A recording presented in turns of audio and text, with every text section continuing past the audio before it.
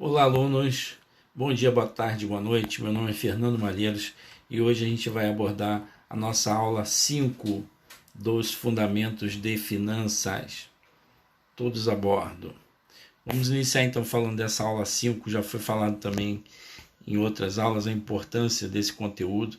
Então, até a aula anterior, que foi a aula 4, a gente tinha um conteúdo mais no aspecto revisional, de revisão, ou até mesmo de aplicabilidade, de como aplicar algumas coisas, em especial a matemática financeira, que a gente viu na aula 4, como aplicar determinados conceitos e especificamente algumas fórmulas, que a gente viu, na utilização das resoluções aqui dos fundamentos de finanças. Aqui a gente começa a falar propriamente de fundamentos de finanças. Então, essa aula aqui nós vamos estar tratando de retorno e risco de um ativo. Temos como metas apresentar os conceitos de investimento, mostrando sua importância nas decisões financeiras. Vou até marcar isso aqui. Nas decisões financeiras e mostrar a decisão de investimento que está relacionada com o retorno, assim como o risco. Então, essas duas palavras aqui, tá? Vamos atentar para essa primeira palavra, o retorno, que está associado com a média. Então a gente tem que, a grande importância aqui dos fundamentos de finanças é a gente começar a se acostumar com os termos, com a terminologia, E é claro, a gente tem que ir fazendo exercícios, lendo o conteúdo para poder se acostumar. E essa é uma das grandes dificuldades dos alunos, tá? Então vocês têm que atentar para isso. A terminologia. Então o retorno, a gente vai ver que ele está grandemente associado à média, o que seria a média lá na estatística. Por isso a estatística é uma disciplina que exige como pré-requisito, é exigida como pré-requisito aqui para o estudo dos fundamentos de finanças. E o risco tem a ver com o desvio padrão, que a gente aprende também lá na estatística, tá? Isso é só uma introdução, para situar vocês mais ou menos na importância desses conceitos aí, que eles vão ser recorrentes. Então a gente vai calcular, nessa aula a gente vai aprender a calcular os retornos absolutos e percentuais, identificar os componentes do retorno, calcular o retorno médio,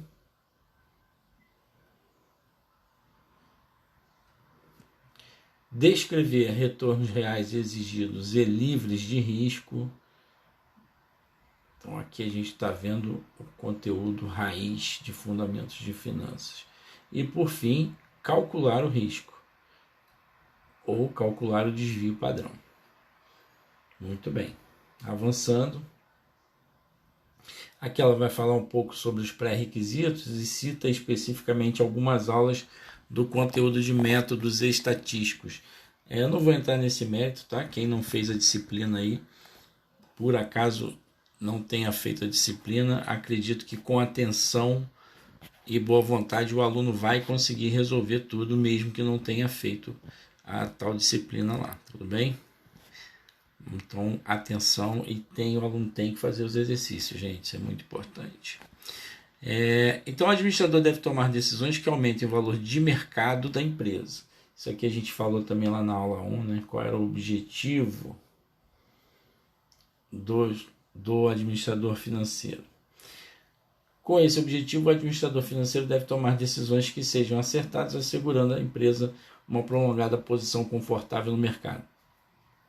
Bom, isso aí é o elementar, Todo mundo quer acertar. O difícil é acertar, Não é fácil. Por outro lado, se as decisões de investimento não propiciarem os benefícios esperados, o volume de recursos envolvidos poderá comprometer irremediavelmente sua liquidez e rentabilidade.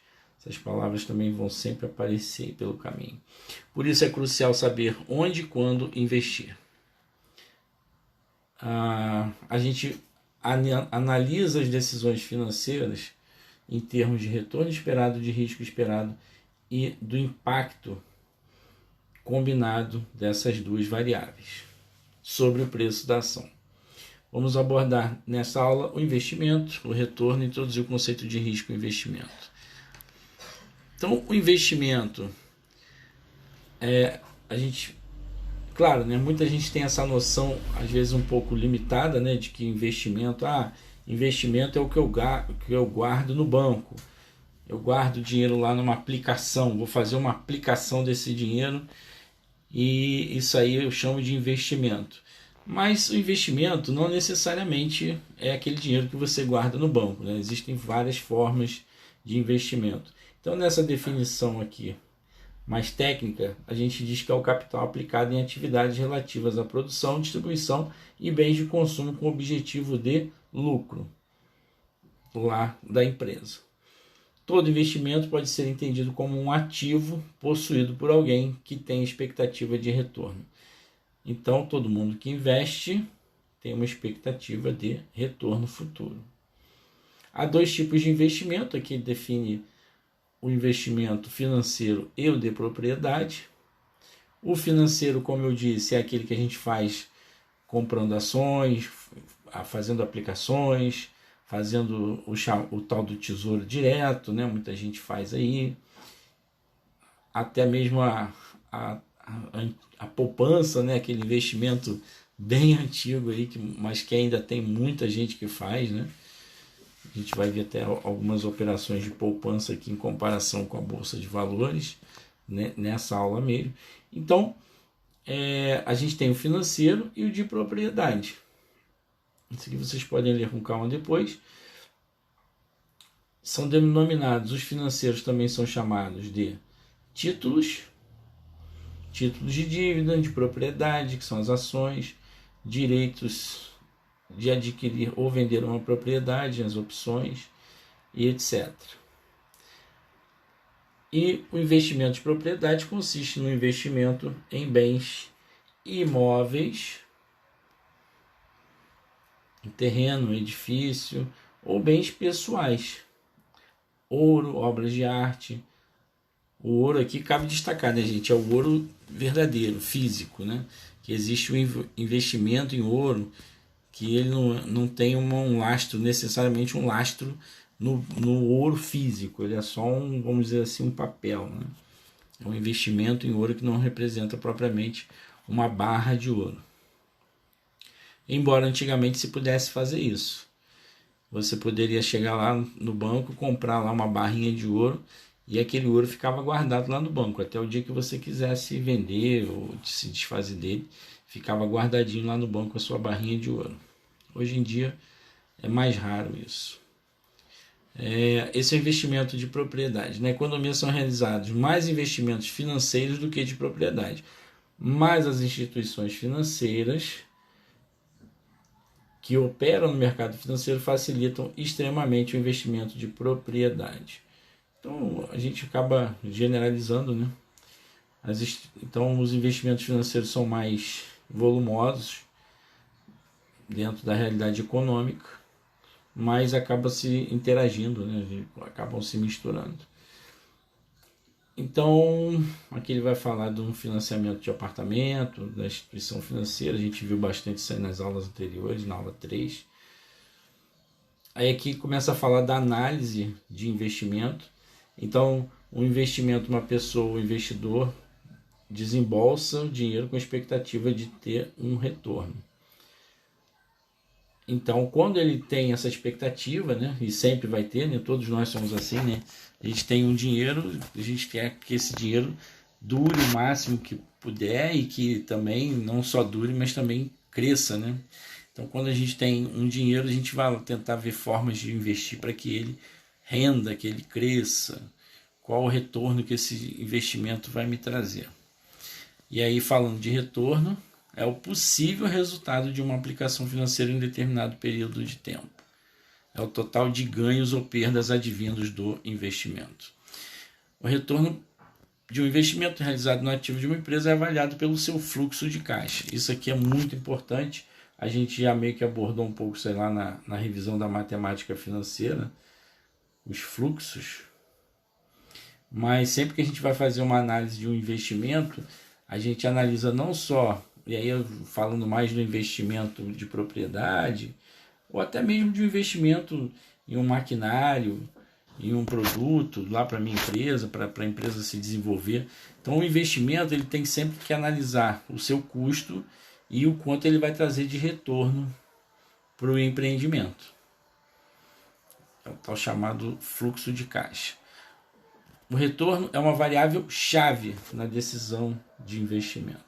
Então isso aqui é o administrador financeiro, o administrador em geral, né? Posso até estender isso aí. Sempre se espera algum tipo de retorno em qualquer investimento. O administrador sonha, deita, dorme, acorda, sonha, deita, acorda, sonha, acorda, enfim, passa os dias imaginando qual o melhor investimento a fazer no negócio dele, na empresa dele, no trabalho dele, né? Se ele for administrador de uma outra empresa que não seja própria, mas sempre imaginando a decisão que ele vai tomar para investir melhor, esperando o melhor retorno. Para comparar o resultado de um investimento, o investidor deve medir o retorno real ou esperado. Esse resultado pode ser expresso em termos monetários ou percentual. Aqui ele vai dar um exemplo, tá? É bem simples, tá, gente? Eu vi aí pessoal nos grupos reclamando, mas Fernando, mas nem que foi comigo, eu entrei no grupo de gaiato lá, tá? Fernando, esse assunto é muito chato.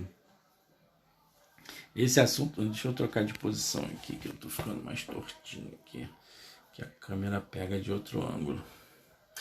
Então, Fernando, esse assunto é chato, é muito chato, é chato. Sim, tem assuntos muito chatos, em especial aqueles assuntos que a gente não conhece, né? Então a gente vai pegar um assunto que a gente não conhece, que a gente não tem interesse, mas eu tenho uma triste notícia para vocês. Todo curso de graduação tem esse tipo de conteúdo. A gente tem conteúdos que nos são atrativos naturalmente, a gente gosta daquilo, como se fosse o ensino médio, né, gente? Tem gente que gosta de português, tem gente que gosta de matemática, tem gente que gosta de química, tem outro que gosta de biologia. Então, e muitas vezes isso está associado ao professor, né? O professor meio que desperta aquele sentimento ali nos alunos, né? Mas na graduação não vai ter muito isso não. Nem todo professor vai despertar bons sentimentos. E os conteúdos são um pouco frios, né? Mas, assim, quem já trabalha, está no mercado em determinada área, com certeza ele vai ver, espelhar no conteúdo teórico o que ele vivencia lá na prática da empresa, do trabalho dele. E isso é enriquecedor, bastante enriquecedor. E é claro, vão ter conteúdos que não, né? Mas a carga teórica para o administrador, ele tem que conhecer de tudo um pouco, então ele vai aprender um monte de coisas que ele não está muito afim de aprender. Mas é necessário que ele tenha esse tipo de contato, né? Então, vamos lá. O pessoal reclamou aí. Ai, que chatice, eu não aguento. Eu sei, eu vos entendo. Então vamos lá. É uma comparação rápida aqui, né? A pessoa comprou 50 ações. Nem vende, né? O lote padrão são 100 ações, né? Quem opera no mercado aí sabe disso. Ele pode comprar fracionado, mas se comprar fracionado, ele também não ganha nada, né? Então, enfim, quem especula? Só os especuladores. Então vamos lá. Quantidade de ações, 50 ações. Ele comprou no preço final, ou seja, a ação no dia que ele foi vender a ação, estava 40 e... esbarrei onde não devia. Estava 44. E ele pagou 40. Não tem muita conta para fazer. Olhando a gente já sabe, né, gente? Bom, se ele comprou 50 ações a 40, deu 2 mil. Se ele vendeu 50 ações a 44, ele vendeu por 2.200. Então ele lucrou. Então ele lucrou. Aí essa forma de organizar aqui, tá?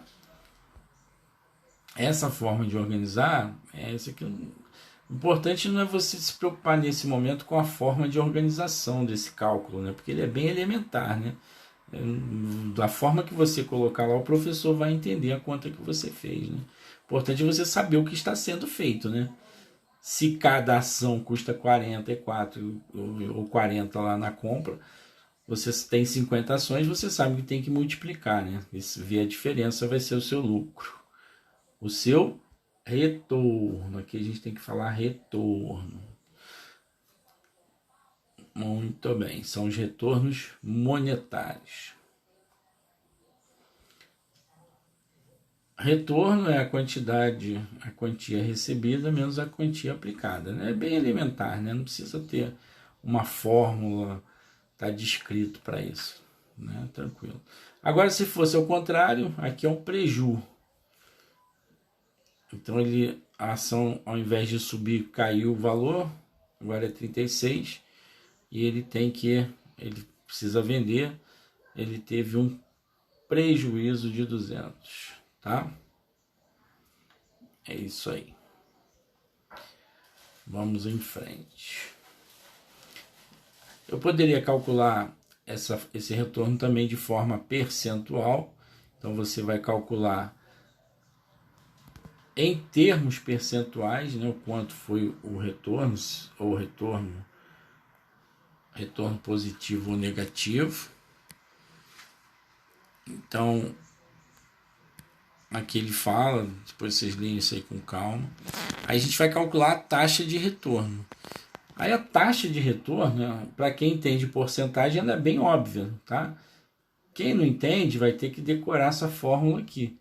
Mas é bem simples, né, gente? É bem simples, né? É o quanto você ganhou e o quanto que você investiu. Então, ela gastou R$2.000 para comprar as ações e vendeu por 2.200. Então, você vai calcular o percentual. O que aumentou aqui? Qual foi a diferença? Foi 200. Vou até deixar de separadinho aqui. Foi 200. Você vai dividir, né, 200 por 2.000. Tá? Isso aí vai dar 10%. Então, significa que ela teve um retorno de 10% em relação ao que ela investiu. Tudo bem?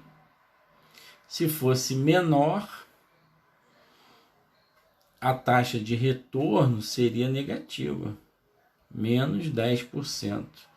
No mesmo exemplo que ele deu lá da ação tendo sido vendida a R$36. Tudo bem? Bem tranquilo, né? Isso aqui é tranquilo.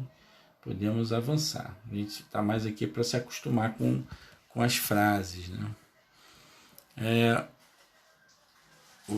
A terminologia, né, que eu falei para vocês.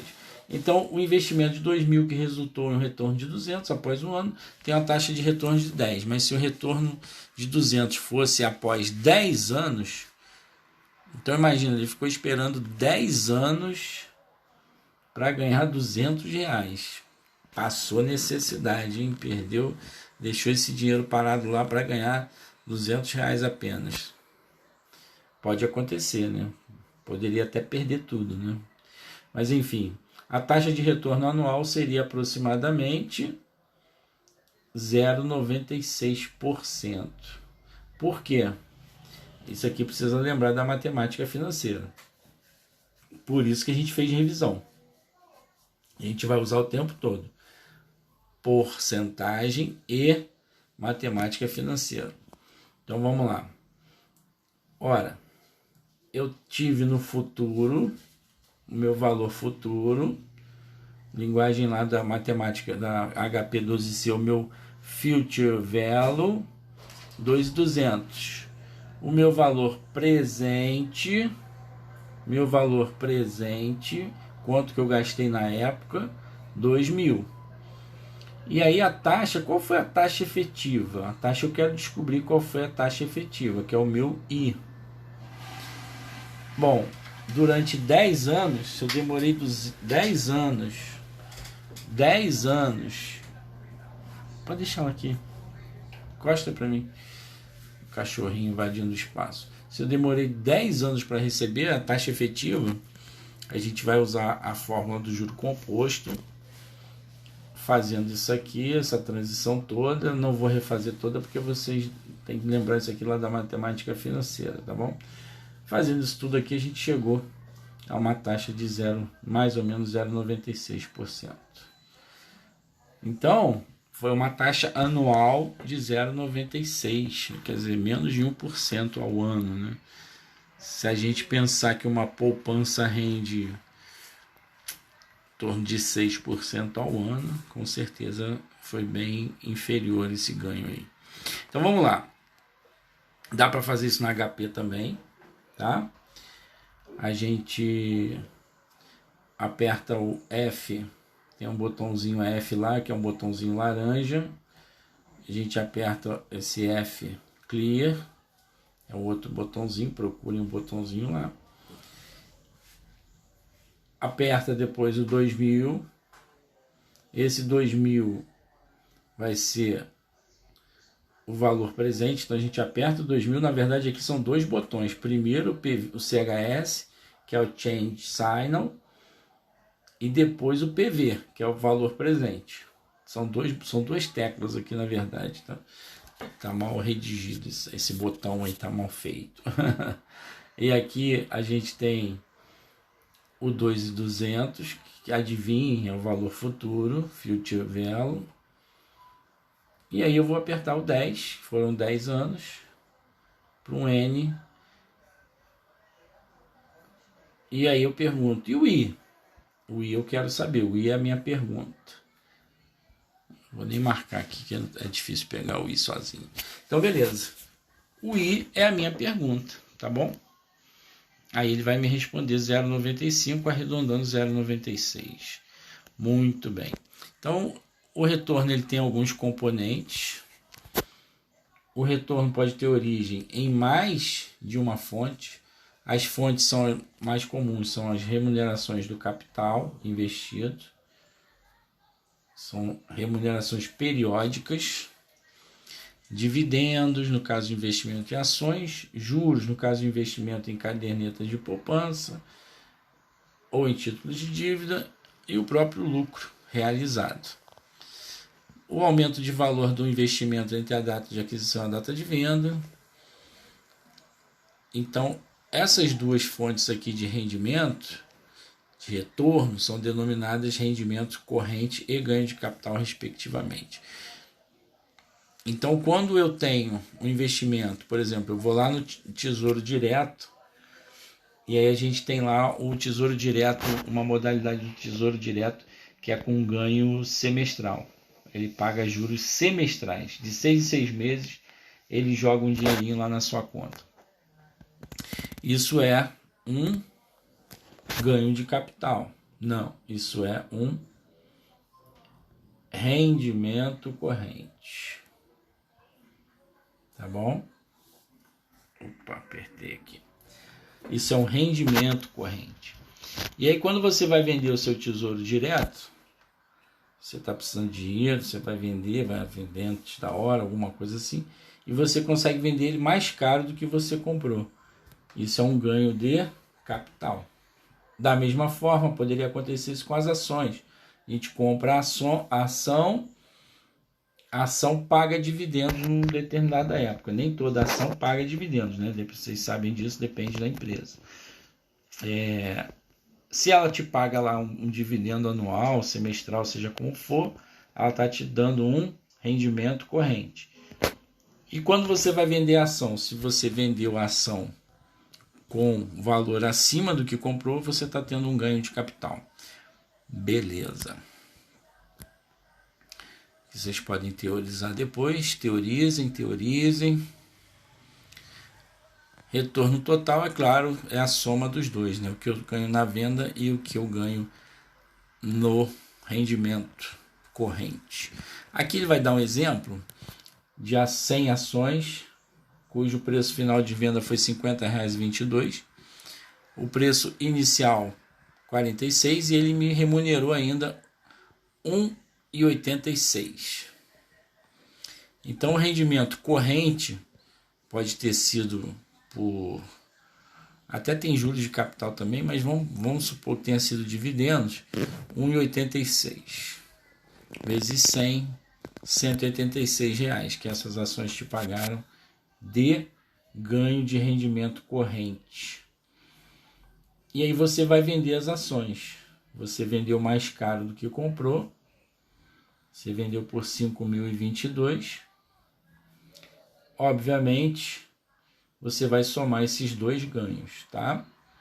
Então, o 186 do ganho do rendimento corrente, mais o 372 do ganho de capital, 558 é o retorno total. Gente, nada demais nisso aqui, né? Uma continha bem tranquila, né? Não precisa se desesperar quanto a isso, né? Até sem ver a apostila dá para matar uma questão dessa aí, se fosse assim tão simples, tá bom? Muito bem. Aqui mesma coisa. Aí, como eu disse, a gente tem que ser, o que assusta o aluno muitas vezes é o nome. Ele ainda não tem aquele vocabulário, a terminologia. Por isso que ele tem que ler o material, porque ele vai assimilando essa terminologia aí, tá? Então, o dividendo é um prêmiozinho que a ação paga. Tá? Aqui ele está reexplicando e vai dar um outro exemplo aqui. Aqui ele vai dar um exemplo em que ele teve um prejuízo. A ação ficou mais barata no final do que ele pagou. Então, ele vai ter um prejuízo. Ele ou ela, né? Não sei quem está comprando a ação. Tá? Então, o que aconteceu aqui? Olha, ele teve um prejuízo. Mesmo a ação tendo pago lá algum dividendo, né, um rendimento corrente igual ao da outra, ela teve um prejuízo maior na hora de ser vendida. Então, ficou no vermelho. Perdeu dinheiro, tá bom?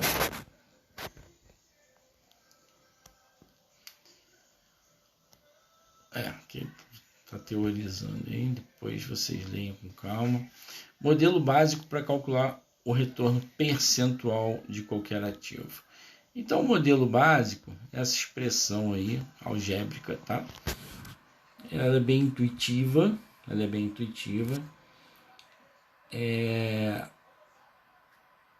A gente vai ler aqui os itens, tá? Ativos físicos compra títulos durante o período é definida como. Isso é só para a gente lembrar o que a gente tem que considerar, né? Então, eu quero o retorno total nessa fórmula. Por que tem esse Tzinho aqui pequenininho aqui embaixo? Deixa eu ver se eu consigo marcar aqui. Consigo. Esse Tzinho é o tempo em que você está considerando para o cálculo do retorno, tá?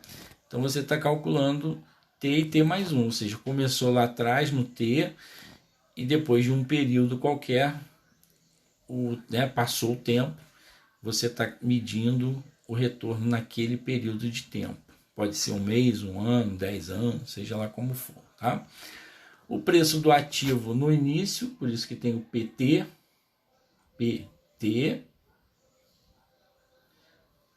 e o preço do ativo no final do período. Isso é uma forma de distinguir, tá? O que você está fazendo.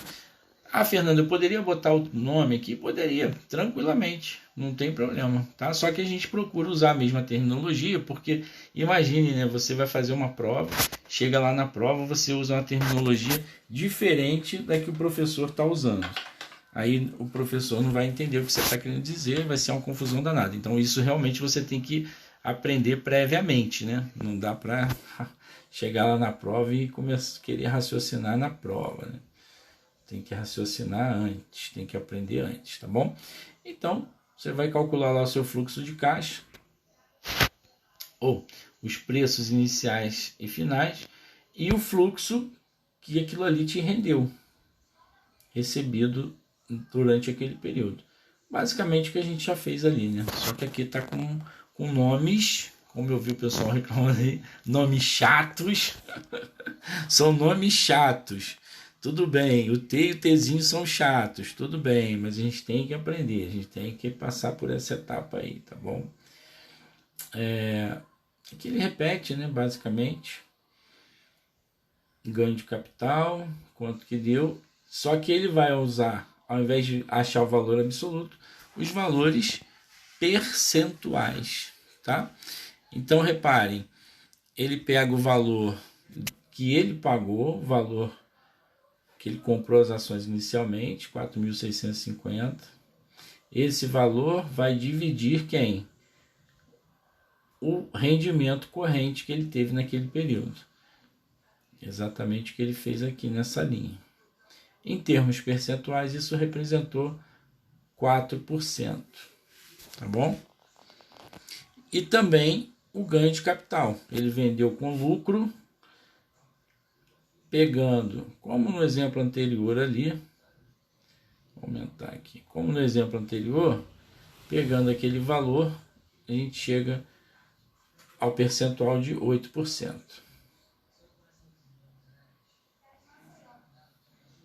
Tudo bem, gente? Em termos, o total percentual a gente pode somar direto, porque a gente está falando dos mesmos valores. Né? O valor de referência aqui é o 4.650. Beleza? Aí, se a gente fosse aplicar naquela fórmula, reparem, a gente já tinha feito todas essas contas aí anteriormente, rapidamente, né? Intuitivamente. Aqui a gente vai botar na fórmula, tá? Que vai dar no mesmo, né? Porque a gente vai somar o que lucrou com o ganho de capital, com o rendimento corrente, dividido pelo valor original, 12%. Muito bem. Essa equação geral serve para calcular o retorno de qualquer ativo. Bom, isso aí é bem intuitivo também, né? Isso aí acho que tem na AD, né, gente? Tem uma continha dessa aí para vocês fazerem. Isso que eu estou correndo aí com essas aulas que eu vi lá na AD. A AD vai até a aula 7. Não sei se vai ser tudo até a aula 7. Minha ajudante aqui, velho. Deixa eu tirar minha ajudante daqui, gente. Só um minutinho. Que a minha ajudante não é brinquedo, não, essa ajudante. Vamos lá, ajudante, vai. Vai, ajudante, atrapalhante. Ela vem, depois ela se arrepende que essa aí é a cachorrinha. Vamos lá.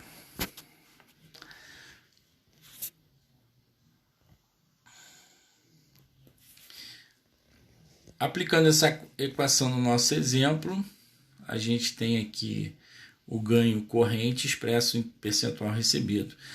Então, esse percentual ele também pode ser chamado de taxa de dividendo, que é o ganho corrente, é o dividendo expresso em termos percentuais, é a razão entre o dividendo pago por ação. Então, gente, dividendo é um prêmio que a empresa paga para quem tem as ações dela. Tá? Na verdade, é como se ela estivesse distribuindo lucro, né? A empresa, vocês sabem, quando a gente compra uma ação, a gente está se tornando sócio, teoricamente, um sócio dela. E aí, ela precisa estar passando, né? Quando a empresa tem lucro, e isso está determinado lá nas informações contábeis dela, está determinado que vai ser pago, nas atas, né, do conselho de administração, etc. Isso está determinado que quando a empresa vai ter X lucro, vai pagar tantos por cento de dividendo.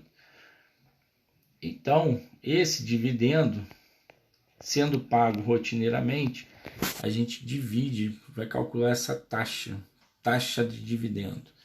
Também é bem intuitivo, né? Só você saber o quanto que aquela empresa está pagando ali. Pega o quanto que ela está pagando, quanto que ela pagou de dividendo ao longo do ano. Tem empresa que paga dividendo trimestral, semestral, anual, tá? E pega o preço da ação no início do ano. Aí a gente calcula a taxa de dividendo. A taxa de dividendo dessa empresa aqui é tanto, é mais atraente, não é mais, é menos atraente, é 10%, é 12%. E aí a gente tem uma estimativa, né, de que vale a pena investir ou não naquele tipo de ação, tá?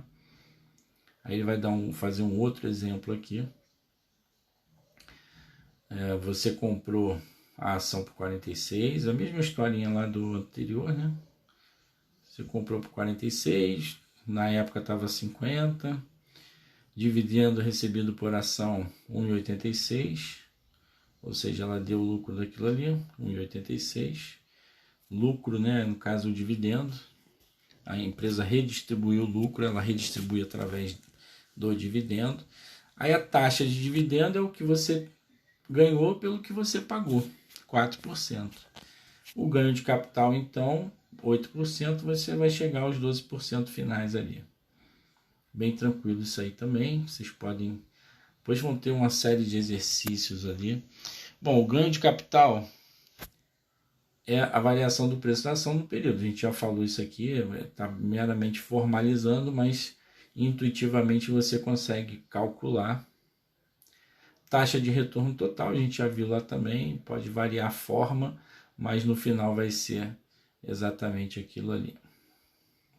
Bom, os exercícios deixo para vocês. Vamos tentar pular os spoilers. A gente vai aprender a medir o retorno agora. Retorno pode ser medido historicamente ou usado para formular expectativas futuras. Há que se destacar também que o retorno pode ser identificado de várias maneiras, a saber, o retorno histórico. A gente vai pegar lá a média histórica de retorno do tipo de empresa. É claro que isso mede o desempenho passado, mas não o futuro, né? O futuro ninguém sabe com certeza. Essa avaliação histórica também serve de base para projetarmos os retornos futuros.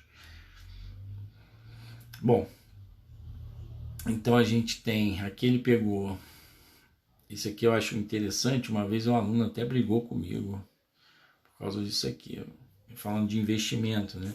Ah, mas as ações, que não sei o que, eu falei, cara, investimento é muito relativo. Você compra uma ação, a ação derrete, vai lá a 1 centavo, que pode acontecer, e você perde tudo. E se você tivesse deixado na poupança, isso não aconteceria. Aí tu tá maluco, eu vou investir em poupança, tá me sugerindo.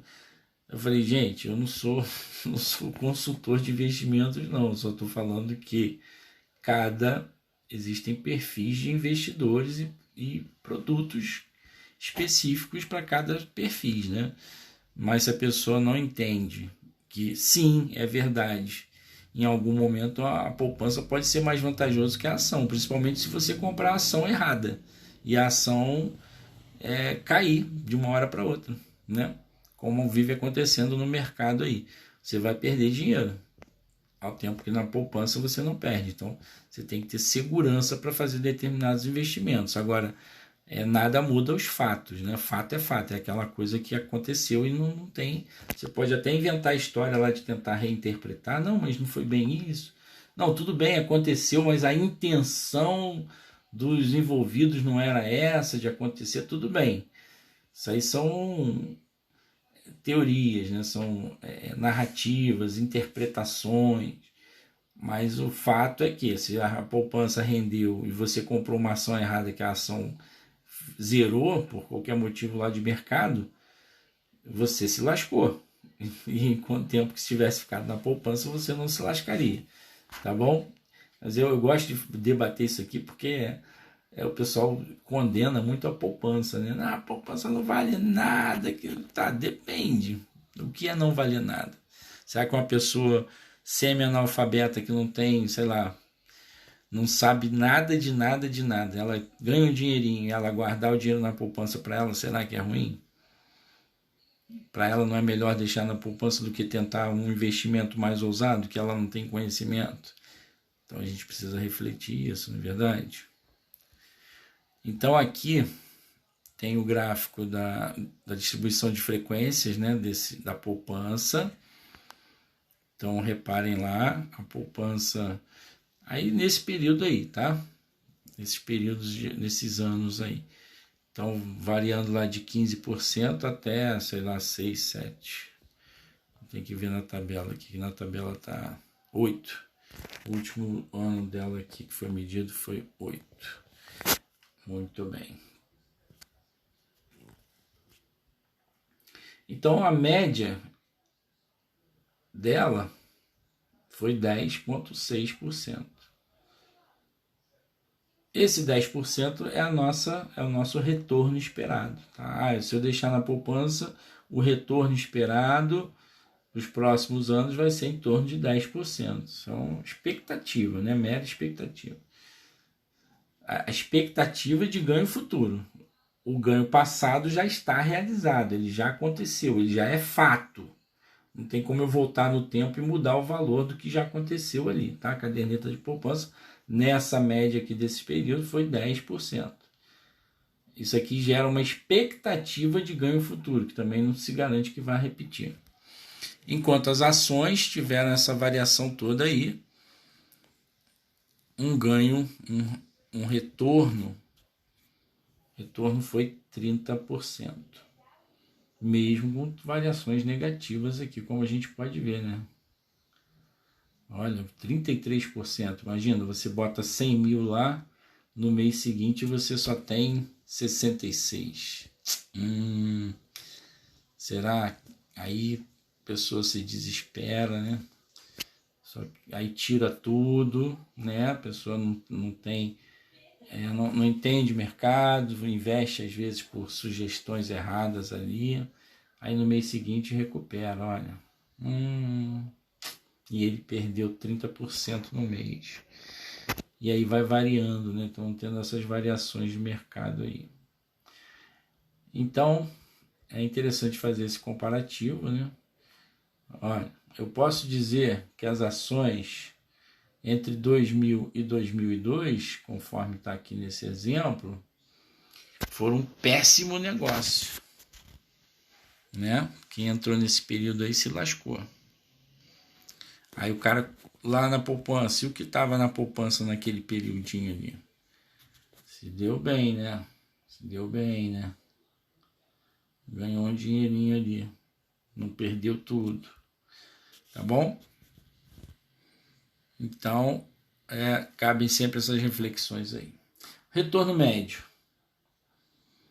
É a média, né, gente? Retorno médio, a gente inclui essa palavra aqui, transforma a média em médio e inclui a palavra retorno.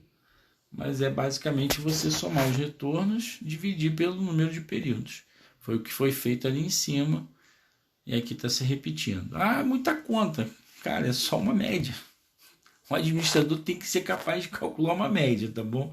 Isso aí não tem jeito, percentual, porcentagem e média, o administrador tem que ser capaz, porque isso aí o tempo todo ele vai estar trabalhando com isso, tá? E aí a gente tem o retorno esperado. Retorno esperado, como eu acabei de falar ali, é o que ele espera ganhar. Ele tem a expectativa de ganhar aquilo ali ao investir. E aí esse investimento não só no mercado de ações, nesses mercados aí que a gente está vendo, mercados financeiros, submercados dentro do mercado financeiro, mas a expectativa de qualquer investimento, né? E qual é o retorno? Eu vou comprar um equipamento novo, vou comprar uma máquina nova, qual é a expectativa de ganho que eu vou ter com isso? Retorno exigido é o que o investidor exige ganhar.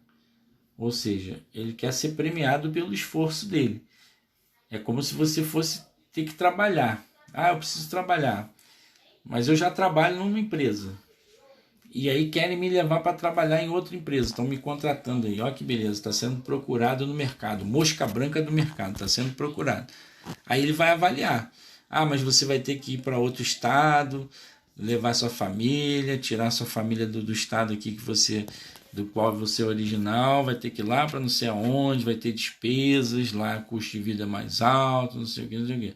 Você vai fazer a conta, não é verdade? Bom, eu espero no mínimo, para fazer esse esforço todo, eu tenho que ter um retorno X. Não vou fazer um esforço desse todo para ter um retorno menor que esse. Esse é o retorno exigido. Isso vai ser também para investimentos, equipamentos. Você vai comprar uma empresa, vai comprar uma máquina nova lá para a sua empresa. Tudo que você vai fazer, você vai estar tendo um retorno exigido, né? Se for menos que isso, eu não aceito, eu não quero ganhar. Eu prefiro não investir nisso aí. Ao longo desse capítulo, iremos considerar que as taxas de juros e as taxas exigidas de retorno serão nominais. Isso é importante, isso é importantérrimo, porque lá na matemática financeira a gente vê isso. Inclusive, eu vou deixar no link aqui no final da aula, vou deixar um link lá para vocês se direcionarem à aula 4 da matemática financeira. Quem quiser assistir, que é uma aula muito especial, eu fiz na época da pandemia, está lá no meu canal, tem muitas visualizações, e ela fala exatamente, ela explica, né, o que são os juros nominais. E isso tem um pulinho do gato que a gente vai precisar para poder resolver questões aqui, tá? Depois assistam lá com calma. Então, quando a gente calcula o retorno médio de um investimento, é natural que o comparemos com o retorno de outros investimentos. Isso também é importante, né? A comparação, se você não tem um critério de comparação, fica meio sem sentido, né? É 15%. 15% de quê? É bom ou ruim? Pode ser bom, pode ser ruim, depende com a referência que você está comparando. Quem estuda física aí é aquele referencial, né, da física lá, o referencial de movimentos. Movimento uniformemente variado, aquela coisa toda lá da física. Como pode ser observado no gráfico, o retorno do investimento em ações tem muito mais variabilidade de retorno. Essa palavra é importante. A gente já começa a apresentar o conceito de risco. Risco é variabilidade. A poupança tem um retorno previamente definido. E o risco de inadimplência é nulo.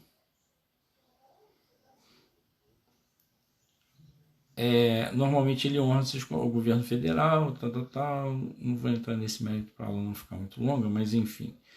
Então reparem, se a gente olha esse gráfico aqui, a gente pode até pela área, né? Vamos calcular pela área, quem tem a área maior aí. Vamos lembrar lá do cálculo. Qual curva vai me dar uma área maior? A de ações ou a de poupança? Olhando assim, tudo bem que a de ações tem a parte negativa, mas como também a de ações tem uns picos ali bem significativos, a gente intuitivamente acha que as ações, claro que o cálculo já está lá em cima, né? Vocês já viram o cálculo lá, já sabem que as ações são maiores mesmo. Mas se a gente fosse olhar assim, intuitivamente, com certeza as ações renderam mais. Tá? Mas olha a variabilidade que teve. A ação foi lá embaixo, caiu, subiu, caiu. A poupança foi quase linear, né? Uma linha quase reta ali. Então, isso é risco, isso é variabilidade. Por ser mais arriscado, os investidores esperam receber maior retorno com investimentos em ações. Isso aqui é o coração dos fundamentos de finanças. Risco, retorno. Eu vou me arriscar mais por algo que vale muito a pena se der certo. Certo? Certo. Isso é o risco. Eu assumo o maior risco se valer a pena. Se não valer a pena, para que eu vou me arriscar? Né? O cara fala assim, olha, se você pular de paraquedas, eu te dou R$1 milhão. Mas tem o risco do paraquedas não abrir, eu posso me quebrar, mas, poxa, é R$1 milhão, né? Poxa, eu vou tentar. Aí, não vou não. Aí o cara fala, então vou fazer o te dou 10 milhões. Não tem brincadeira, não tem nada, eu só vou te dar o paraquedas e você pula. Aí você já pensa, 10 milhões, o risco compensa, o retorno compensa o risco. Então a gente está sempre, intuitivamente, a gente está sempre fazendo essas avaliações aí na nossa vida, né? E aí tem o tal do prêmio pelo risco. Risco de vencimento, isso aqui é um conceito também. Bom, tem o risco de inadimplência aqui. Esse risco de inadimplência é a possibilidade que o emitente do título não efetue os pagamentos. Esses são os riscos de mercado, né? Risco de vencimento é o risco de que quanto mais longo o prazo de vencimento, mais sensível será o valor de um título. Risco de taxa de juros, riscos de liquidez. Então são vários os riscos aí, tá? Os riscos do mercado. Aí é só a gente pensar o que existe no mundo que vai pensando que o risco associado. Taxa real de retorno. Isso aqui quando a gente bota o elemento inflação na nossa análise. Prêmio pela inflação e a inflação esperada, a taxa de inflação esperada. Retorno exigido sobre investimentos é a taxa que o investidor requer para compensar totalmente o risco. Aí a gente vai entrar na parte chata, a parte da fórmula, tá bom? Então a taxa de retorno, o KJ, aí já começa a chamar de K, né? Foi falado também na aula anterior aí. Mais o prêmio esperado pela inflação, mais o prêmio pelo risco do investimento. Então a nossa fórmula aí é o KKPIPRI.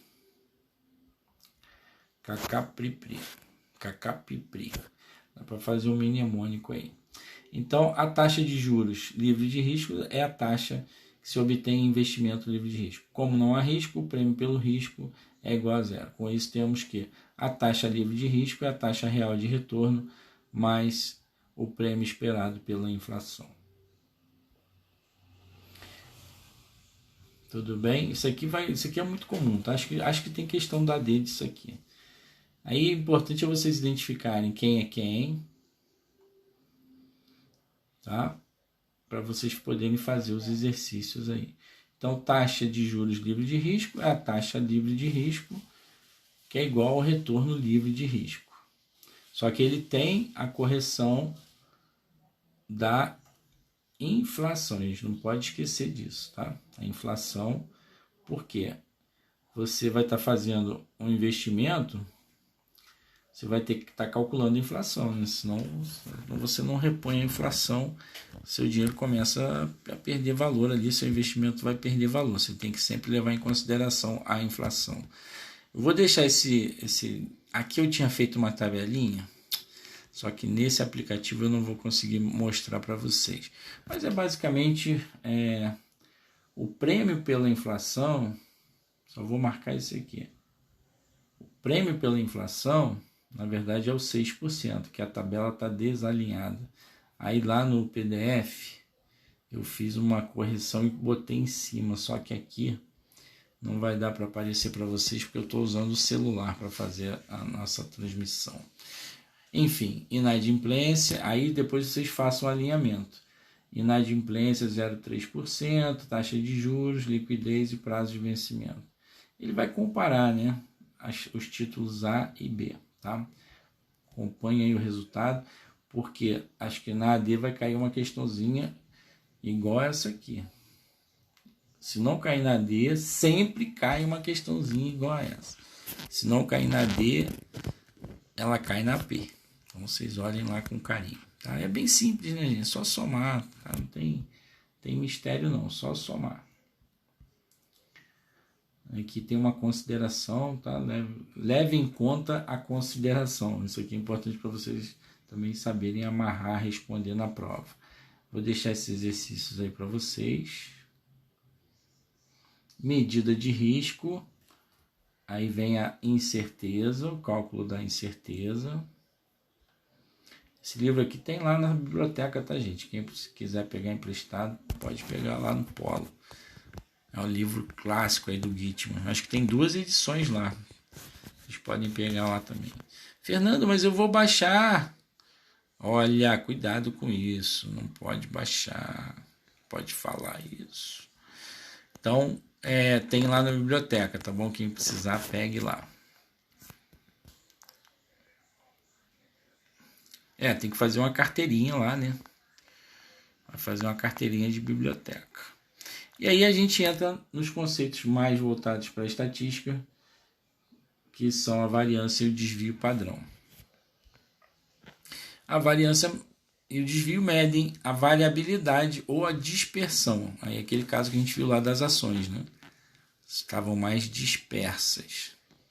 Variabilidade muito grande, risco grande. Retornos possíveis serão muito incertos. Por outro lado, distribuição com variabilidade pequena será menos arriscada. Então, desvio padrão é aquele símbolo, né? Você já deve ter visto aí em algum lugar. É que eu estou atrapalhando aqui. O desvio padrão é o sigma, né? E aí tem uma fórmula. Essa fórmula aqui é importantíssima. Tem que usar essa fórmula aqui. Fernando, começou a complicar. Já estou desesperado. Calma. Fazendo fica fácil, tá? Então, você tem a explicação da fórmula, né? Você vai ter os retornos, a média dos retornos, e vai vai elevar ao quadrado, e depois vai encontrar a raiz quadrada disso tudo aí, tá? Tentar que aqui você usa o n-1. Retornos observados, retornos médios, tá? Aí aqui ele vai pegar o exemplo lá da nossa poupança, né, do investimento da caderneta de poupança. Então ele tinha a média 10%. Vocês viram lá. Opa, deixa eu sair aqui. Média de 10%. Agora o que ele faz? Ele calcula o retorno médio das ações. 30% já tinham visto lá também. Agora ele vai calcular o desvio padrão de ambas, tanto das ações quanto da poupança. Aí o que ele faz? Ele pega as taxas anuais que ele tinha encontrado lá, essas aqui, né? Uma por uma, vai subtrair da média. Ele vai tirar a média disso aí. Então, se a média era 30,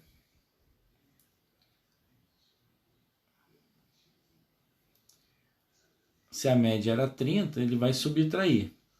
Então, o K16 menos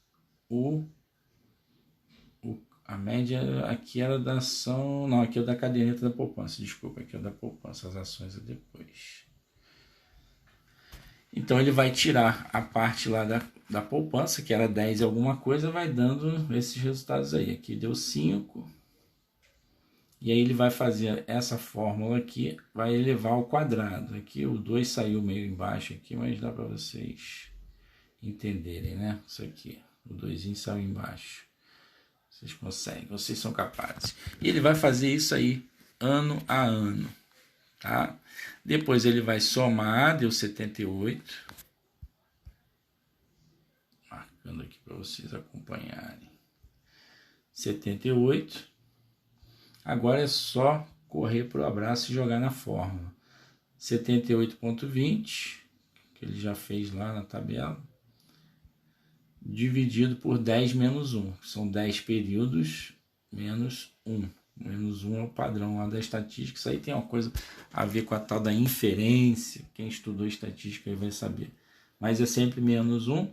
Aí a gente tem uma dispersão de 2,95. Dispersão... Pode chamar de dispersão, variabilidade, ou simplesmente desvio padrão. Ou incerteza, né? E aí, se a gente for lá para as ações, a gente vai fazer a mesmíssima coisa. Reparem que pode ser um pouco trabalhoso a princípio, mas é bem tranquilo, né? Bem fácil de entender aqui. E aí você tem um desvio padrão de 57. Então é muito maior a variabilidade. Muito mais arriscado, né? Então, é muito mais arriscado o investimento em ações do que o investimento em poupança, pelo menos naquele período ali. Então, os resultados obtidos estão de acordo com os histogramas, né? Com aquela distribuição de frequência lá, que a gente viu, sobe e desce lá das ações. Aí tem mais uma atividadezinha para vocês fazerem, não percam essas atividades. E a conclusão, tá? Vocês vão ler com calma aí depois. Então é isso, pessoal. A gente está já estamos as atividades finais também, depois vocês façam, tá? Então a gente já está nessa reta final para a AD, né? A AD até domingo, né? A gente tem que entregar a AD até domingo, tá? Eu estou postando aí os vídeos até a aula 7 para vocês entenderem. Eu só não posso ajudar vocês a fazerem as ADs, tá? Mas eu tenho certeza que fazendo com calma e paciência vocês vão obter êxito e todo mundo vai tirar 10. Eu quero que todo mundo, ó, estou torcendo aqui, deixa eu mostrar minha torcida, ó, estou torcendo, faço aí, poxa, um V da vitória para vocês, que vocês consigam e garanto uma boa nota logo na arrancada do semestre, aí na primeira nota do semestre, tá bom? Tudo de bom aí, precisando a gente estar à disposição. Um grande abraço, valeu!